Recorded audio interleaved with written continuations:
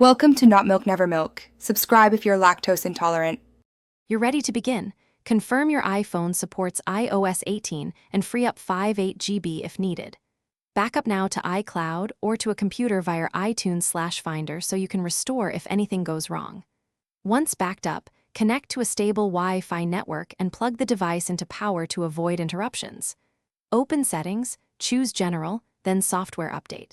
If the iOS 18 download appears, tap Download. Don't tap Install yet. Let the download complete fully before proceeding. Now that the update is downloaded, tap Install and allow the device to reboot. You'll see a white Apple logo and a progress bar. Enter your passcode when prompted to authorize installation, because some security changes require unlock confirmation.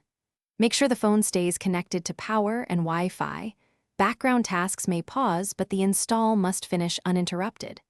Keep an eye on free space and wait patiently. Interrupting the install risks corruption. Once the progress bar reaches 100%, the device will restart into the new iOS.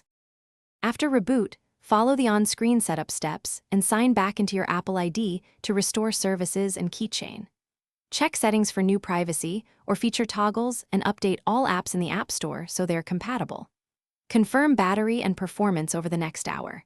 If the update stalls at Apple logo or progress for more than 30 minutes, force restart first.